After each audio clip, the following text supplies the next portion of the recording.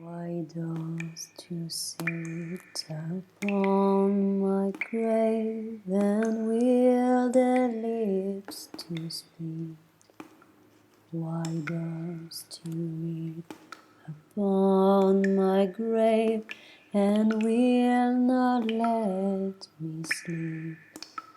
My breath it is as cold as clay, my breath is early strong, and if you kiss my cold clear lips, your days there won't be long.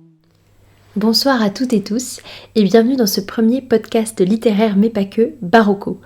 Pour celles qui ne me connaîtraient pas, je suis Personnage et je tiens depuis quelques années maintenant la chaîne Booktube Il était une fois Personnage où je parle principalement de mes lectures. Ici, je me lance dans un nouveau format, dans ce format qu'est le podcast, pour pouvoir aller plus en profondeur sur certains sujets qui me tiennent à cœur.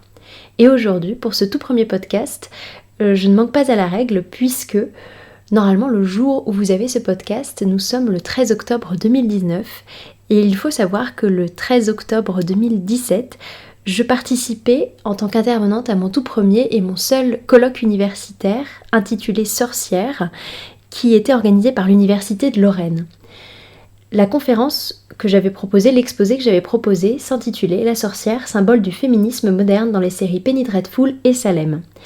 Et c'est cet exposé que je vous propose aujourd'hui en tant que premier podcast en ce mois d'octobre, qui est le mois d'Halloween, donc le mois idéal pour parler des sorcières. Alors juste avant de commencer réellement à m'attaquer à mon sujet, je voulais vous signaler que en 2 ans, il y a de nouvelles séries qui sont sorties, il y a aussi de nouveaux ouvrages qui sont sortis sur ce sujet. Donc j'ai essayé de les introduire en fin d'exposé, mais si je retravaillais totalement mon exposé, en fait je pense que ce podcast ne serait jamais sorti et je me suis dit qu'il était grand temps de me lancer dans le podcast tout simplement. J'espère en tout cas que ce format vous plaira. Pour tout ce qui concerne la bibliographie, vous pourrez retrouver ça en barre d'informations sous la vidéo YouTube. Pour l'instant, je ne sais pas si je crée un blog spécialement pour ce podcast ou pas, ou si je vous liste à la fin du podcast les références des livres et séries ou films dont je peux parler. Mais pour l'instant, je n'ai pas de meilleure solution que la barre d'informations YouTube. Et maintenant, c'est parti, commençons. La sorcière, symbole du féminisme moderne dans les séries Penny Dreadful et Salem. Nous allons aborder le sujet de la sorcellerie et de ses métaphores sociales en abordant sa visée féministe à travers les séries Penny Dreadful de John Logan, qui a été diffusée entre 2014 et 2016, et Salem de Adam Simon et Brandon Barga, qui a été diffusée, elle, entre 2014 et 2017. Au fur et à mesure de mes recherches, je me suis concentrée surtout sur les liens qui existaient entre féminisme et sorcellerie. Et c'est pour ça que je me suis d'abord interrogée sur ce qu'était la sorcellerie ainsi que son rapport étroit avec le féminisme. Puis à la manière dont la sorcière est aujourd'hui mise en image. On va passer en revue la façon dont la figure de la sorcière a été traitée par le petit écran autour des années 90-2000 pour enfin arriver à sa mise en scène dans la saison 2 de la série Penny Dreadful et dans la première saison de la série Salem. À travers cette étude, j'ai avant tout souhaité voir de quelle manière la harpie maléfique crainte par l'Église était devenue un modèle pour les femmes du XXIe siècle luttant pour leurs droits. Sorcellerie et féminisme, une histoire commune. Impossible d'aborder cette partie sans citer celui qui redonna à la sorcière ses lettres de noblesse, Jules Michelet bien sûr. Dans son fameux ouvrage datant de 1862, La sorcière, l'auteur nous dépeint un portrait historico-psychologico-socio-symbolique de ces femmes de pouvoir. Son étude nous permet de retracer l'histoire de cette figure. La sorcière y est présentée comme une femme s'adonnant aux rites des anciens transmis par l'intermédiaire de sa mère. Dans l'Antiquité, nous pouvons notamment citer la figure de la Pythie ainsi que la mythique reine de Saba, qui sont des femmes puissantes, charmeuses et guérisseuses du peuple. Puis l'Église viendra balayer ces rites païens en imposant un ordre religieux muselant toute une classe sociale et sa culture.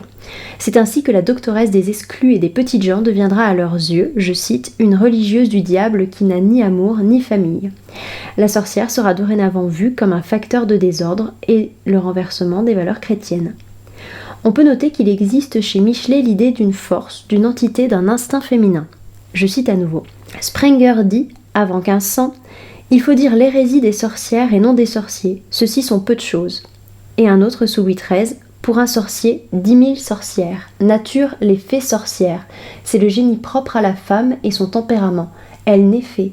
Par le retour régulier de l'exaltation, elle est sibylle. Par l'amour, elle est magicienne. Par sa finesse, sa malice, souvent fantasque et bienfaisante, elle est sorcière et fait le sort, du moins endort, trompe les mots. Il semblerait que l'image de la sorcière ne fasse qu'un avec l'image de la femme avec un grand F. Et quelle femme? Une femme puissante, effrayante, révoltée, qui ose. La marginale, la méprisable et méprisée. En cela, l'ouvrage de Clarissa Pinkola Estés, psychanalyste, Femme qui court avec les loups, histoire et mythe de l'archétype de la femme sauvage, publié en 1992, s'approche de la pensée de Michelet. En effet, l'autrice ici nous parle du lien entre la faune sauvage et la femme, qui ont toutes deux, selon elle, été menacées et maltraitées. Je cite Clarissa Pinkola Estés, « La vie sauvage et la femme sauvage sont toutes deux des espèces en danger.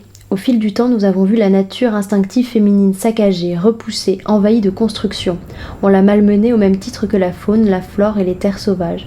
Cela fait des milliers d'années que sitôt que nous avons le dos tourné, on la relègue aux terres les plus arides de la psyché. Au cours de l'histoire, les terres spirituelles de la femme sauvage ont été pillées ou brûlées, c'est-à-dire détruites au bulldozer, ces cycles naturels forcés à suivre des rythmes contraires à la nature pour le bon plaisir des autres. Ce n'est pas un hasard si les étendues sauvages de notre planète disparaissent en même temps que la compréhension de notre nature sauvage profonde s'amoindrit. » L'autrice nous dit également qu'il est important que toutes les femmes puissent renouer avec cet instinct primitif, qu'elles puissent entendre leur nature profonde qui saura les protéger et les guider tout au long de leur existence. Nous pouvons donc en déduire que femme et sorcière ainsi que féminisme et sorcellerie ne font qu'un et se révèlent être les deux faces d'une même pièce. Et l'on peut avancer que toute femme féministe à la recherche de son identité féminine primaire fait preuve de sorcellerie, de même que toute sorcière ayant recours à cet instinct sauvage et féministe. L'ouvrage de Michelet est ainsi le premier à dénoncer la misogynie subie par ces guérisseuses connaissant la faune et la flore et s'en servant pour guérir. Transformée en créature maléfique et surnaturelle, la sorcière est devenue victime d'une vision patriarcale et puritaine. L'emblématique Malleus Maleficarum des dominicains Henri Institoris et Jacques Sprenger, publié au XVe siècle, fera à jamais de la femme sorcière l'ennemi numéro 1 du monde chrétien. Toutes les accusations faites aux femmes supposées sorcières, ainsi que les procès qui leur sont faits au cours des siècles, en font de nos jours la figure de la révoltée et de la puissance au féminin. Il faut attendre l'époque moderne et les années de contre-culture New Age pour que la sorcière d'aujourd'hui commence à voir le jour.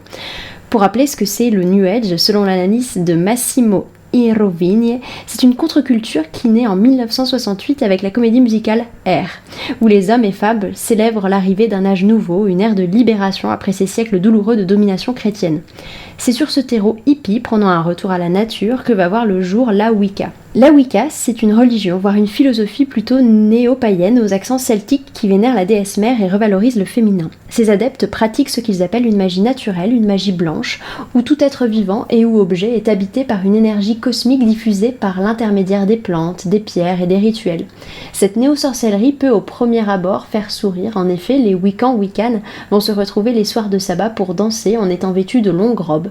Mais sous ces aspects innocents, la pensée Wiccan habite une réflexion politique prenant l'écologie, l'altermondialisme et un féminisme assumé. Nous pouvons citer en particulier la Wicca dianique, qui est un coven composé exclusivement de groupes féminins. En cela, la Wicca devient une puissance contestataire du système capitaliste patriarcal américain. Les années 70 verront également la naissance de la revue féministe Sorcière, parue entre 1976 et autour des années 80. Je n'ai pas la date précise de fin de publication de cette revue. La créatrice de la revue, Xavière, dira dans le premier numéro « Je voudrais que Sorcière soit un lieu ouvert pour toutes les femmes qui luttent en tant que femmes qui cherchent et disent, écrivent, chantent, filment, peignent, dansent, dessinent, sculptent, jouent, travaillent, leur spécificité et leur force de femme. » L'appropriation ici du mot sorcière par une entreprise féministe montre la force de cette figure contestataire. On réhabilite cette figure avec ses spécificités et ses savoirs dans le but de retourner la traditionnelle interprétation misogyne de la sorcière pour revaloriser les femmes. L'image de la sorcière s'est donc imposée dans notre imaginaire collectif comme une figure d'opposition à une société dirigée par les hommes et un certain puritanisme religieux. De la druidesse pensant les plaies des petites gens à la concubine du malin, la sorcière reste la femme de pouvoir capable de rivaliser avec les hommes. Elle est le symbole d'une minorité luttant pour sa libération. Aujourd'hui, la figure de la sorcière est encore l'emblème de nombreux mouvements féministes ainsi que celui de mouvements queer. Il convient de s'interroger sur la manière dont les mutations sociales ont influencé la représentation télévisuelle de la sorcière. Pour cela, nous allons étudier comment celle-ci a été filmée au cours du XXe siècle, puis au début du XXIe siècle, pour en arriver enfin à sa représentation dans Penny Dreadful et Salem. La sorcière, figure du féminisme dans 2 séries des années 2010. Plongeons la pomme dans le chaudron pour qu'elle s'imprègne de poison. La fiction, sa mise en scène et aujourd'hui sa mise en image ont toujours été liées à la société et aux femmes, hommes qui la composent. Le 7e art, dès sa naissance, est apparenté à la magie. On peut citer les nombreux films de Georges Méliès, comme Le Voyage dans la Lune, qui date de 1902, ou encore Le Royaume des Fées, qui date, lui, de 1903, qui, tout en développant de nouvelles techniques, rapproche le cinéma à un genre féerique. On peut noter que dans la continuité des œuvres littéraires et iconographiques, les femmes sorcières sont représentées sous 2 aspects. D'un côté du chaudron, nous avons les laides et vieilles femmes acariâtres, tandis que de l'autre se trouvent les jeunes femmes hypersexuées. Dans l'ouvrage collectif Sorciers et sorcières à l'écran, nous trouvons énoncées quelques grandes thématiques propres à la mise en image des sorcières. La contestation, la répression ou encore l'érotisme. Ces thèmes, très à la mode dans les films d'horreur des années 60-70, seront notamment repris dans les 2 séries que nous étudierons. Sébastien Roffa, dans sa réflexion autour des sorcières dans les dessins animés Disney de 1937 à 2007, nous dit qu'en mettant en scène ces femmes de pouvoir, à la fois dans des dessins animés chez Disney ou dans des films d'horreur, ces œuvres, je cite, abordent ce que doit être et ce que ne doit pas être le rôle approprié de la femme. Le cinéma permet ainsi de se questionner davantage sur ce qui va être jugé acceptable de la part du genre féminin, et ainsi la manière dont sera filmée la sorcière offrira au public ce qui est communément admis pour les femmes ou non.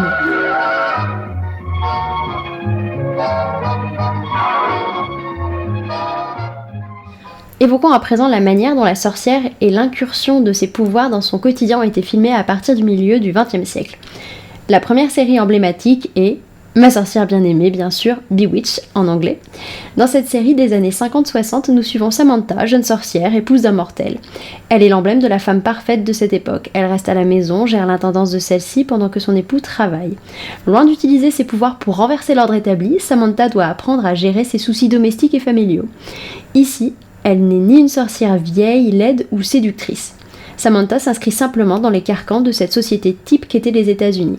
La terrible sorcière du Moyen-Âge se transforme ainsi en personnage de Girl Next Door, et cette tradition se perpétuera dans les séries des années 90-2000 comme Sabrina l'apprentie sorcière ou encore Charmed. Dans ces 2 exemples, les sorcières, suivant le sillon de Samantha, vont tout faire pour entrer dans les normes sociétales et cacher leur pouvoir au reste du monde. La figure de la sorcière n'a jamais été aussi populaire qu'à la fin du XXe siècle et au début du XXIe siècle. En effet, la culture pop s'est évertuée à remettre cette figure au goût du jour. Des Magical Girls type Sailor Moon aux sœurs Halliwell, la plupart des jeunes adultes et adultes d'aujourd'hui ont grandi bercés par l'image candide de ces femmes affrontant le temps qui passe dans un siècle où elles s'émancipent. Bien que ces sorcières aient connu un immense succès, nous pouvons compter 7 saisons de Buffy contre les vampires et 8 saisons de Charmed.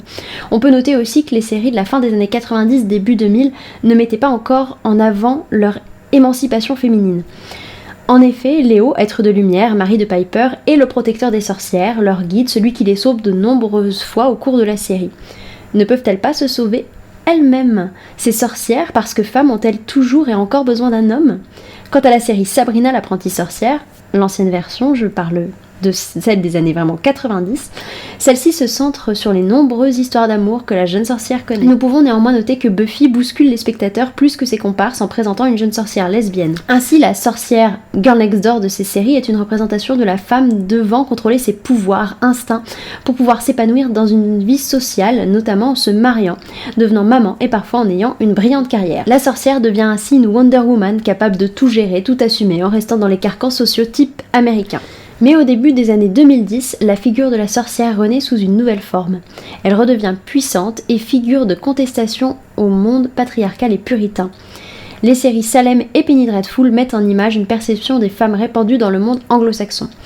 Effectivement, Simone de Beauvoir le disait dans Le Deuxième Sexe, dans les pays anglo-saxons pénétrés de puritanisme, la femme suscite chez la plupart des adolescents et beaucoup d'hommes une terreur plus ou moins avouée. Ainsi, dans ces 2 séries, la femme sorcière est à la fois un fantasme pour les hommes, car comme le dit Colette Arnould, tout contribue à faire de la sorcière l'incarnation de la sexualité, mais aussi une source de terreur. Faisons tout d'abord un bref résumé des séries et saisons qui nous intéressent ici. It all began several years ago, and far from here, the moors of the West Country. I went in search of answers to who I was. To a woman I came to know as the cut wife of Ballantrae Moor. She was the first witch I ever met. Dans le Londres de 1891, Vanessa Ives, une jeune femme au pouvoir puissant et hypnotique alliée à Ethan Chandler, un homme rebelle et violent, ainsi qu'à Sir Malcolm, un homme riche d'un certain âge, doit combattre de nouveaux ennemis, les sorcières. Celles-ci tentent d'attirer Vanessa dans leur filet pour faire d'elle la concubine de Lucifer, l'ange déchu. Salem, saison 1.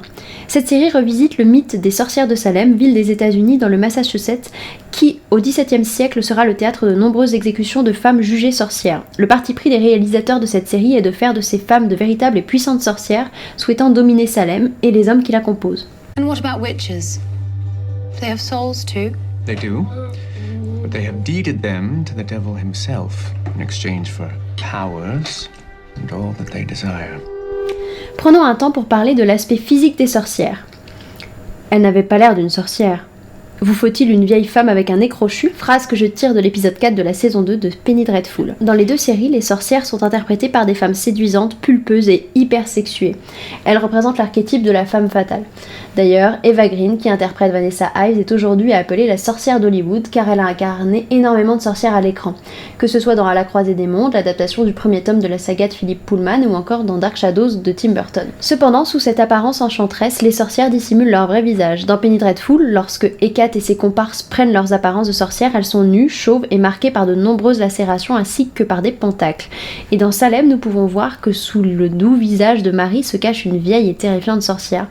Aussi, à travers ces deux séries, la sorcière redevient synonyme de désir, mais aussi de terreur. Les sorcières ne se nourrissent que de deux choses, le désir et la mort. Le désir, elles le fournissent, mais elles doivent aller chercher les morts. Je tire cette phrase de l'épisode 2 de la saison 1 de Salem. Les femmes sont ici source de fantasmes masculins et objets de désir. Hecate va tenter de séduire Ethan, Edith deviendra la maîtresse de Sir Malcolm et le capitaine John Alden sera visité dans ses rêves érotiques par la belle Marie Sibley. Mais elles sont aussi des créatures diaboliques une fois la nuit tombée. Nous sommes ici au cœur d'une vision masculine de ce que peuvent être la femme et son pouvoir. Source de désir, plaisir, mais également source d'angoisse et de crainte. Craintes qui se révéleront fondées puisque ces hommes ensorcelés connaîtront peines et tourments. George, époux de Marie, aura à jamais un crapaud, familier de la sorcière, enfoncé dans sa gorge, et l'épouse de Sir Malcolm se donnera la mort en étant possédée par la redoutable Mrs. Poole. Loin de la girl next door, ces sorcières sont celles qui font figure de contestation au pouvoir en place, puritain et masculin. Cela se voit davantage dans la série Salem où la jeune Marie Sibley a été obligée de vendre son âme au diable par l'intermédiaire du don de son enfant à naître pour devenir puissante, épouser le juge Sibley et ainsi régner sur Salem pour prendre sa revanche. Un personnage dira d'elle à John Alden, son ancien amant de retour de la guerre, « La pauvre Marie n'avait nulle part où aller, et elle a fait face aux puritains avec la seule chose qu'elle avait, ce trou sans fin entre ses cuisses. » Il existe peu d'alternatives pour ces femmes. Soit rester sous la domination des hommes puritains et être muselée à vie, ou bien prendre le pouvoir et ainsi avoir droit à la parole. Marie est crainte par beaucoup, mais également admirée en secret car comme l'expliquera un personnage féminin à sa fille, c'est une femme qui a trouvé le moyen de s'exprimer. La série Penny Dreadful montre à l'écran dans cette seconde saison deux types de sorcières. D'un côté la cruelle, séductrice et dominatrice, se baignant dans le sang des jeunes filles pour conserver sa jeunesse éternelle. Nous pouvons peut-être aller jusqu'à dire qu'elle fait figure de sorcière extrémiste, et de l'autre l'image de la sorcière antique quasi Wiccan. Celle-ci, qui est d'ailleurs appelée la seigneuse de Ballantrae, nous est présentée au premier abord comme une Baba Yaga dans sa forêt habitant une chaumière entourée de mystères et d'objets hétéroclites. Par la suite, nous apprendrons qu'elle est une guérisseuse maniant les herbes et pratiquant des avortements sur des jeunes filles.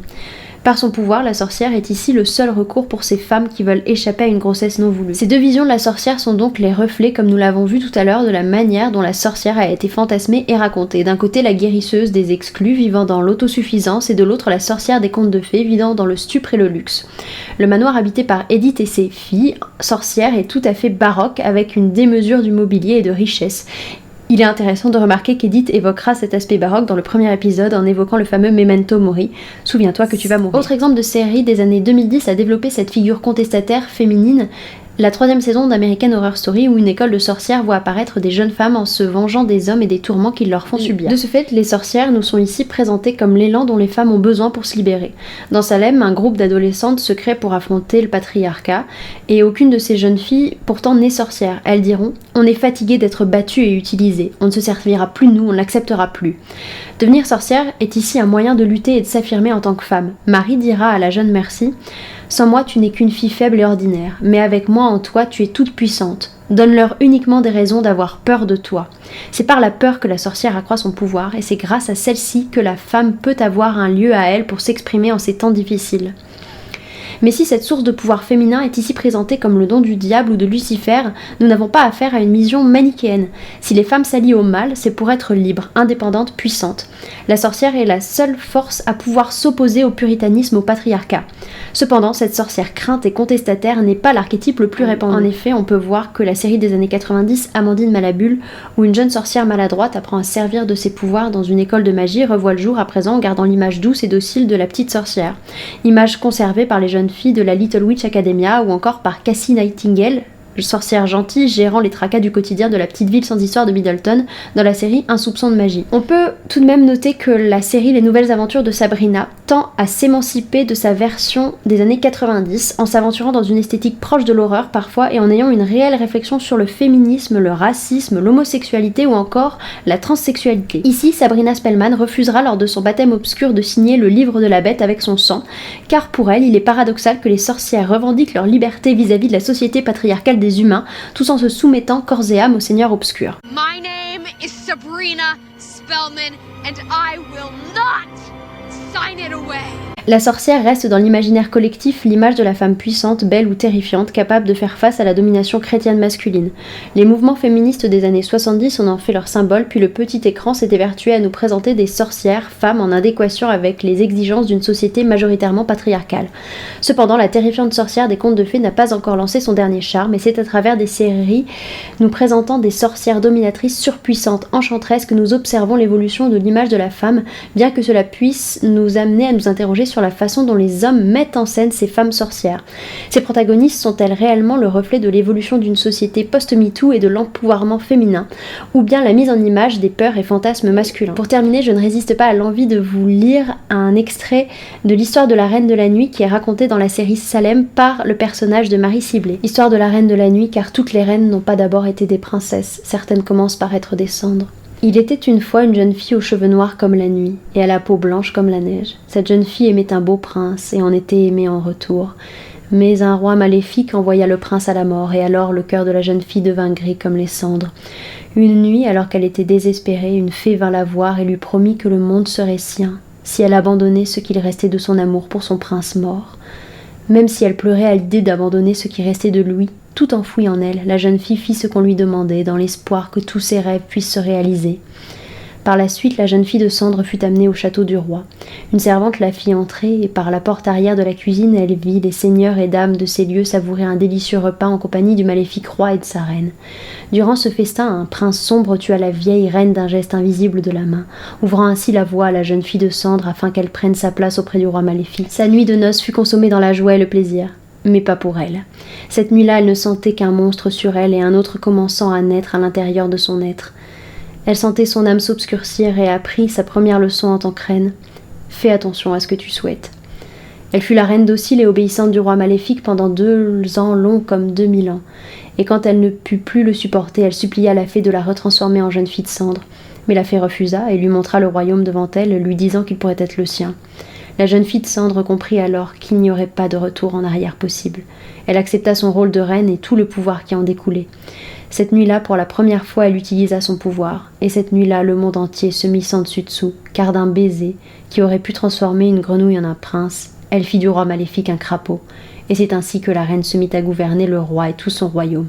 Elle devint la reine de la nuit, et elle vécut heureuse pour toujours. Voilà, c'est la fin de ce tout premier podcast. J'espère que ça vous aura intéressé. N'hésitez pas à me faire part de vos réflexions. Je suis désolée si vous avez entendu le bruit du ventilateur de l'ordinateur qui chauffait. J'essaierai de trouver une autre solution pour les prochains podcasts.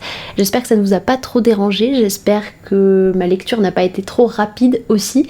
Et même si je suis habituée à faire des vidéos, c'est la toute première fois que je me lance dans ce format audio pour vous partager une réflexion. Et j'ai hâte d'avoir vos retours et je vous dis à très vite pour un prochain numéro de Barocco.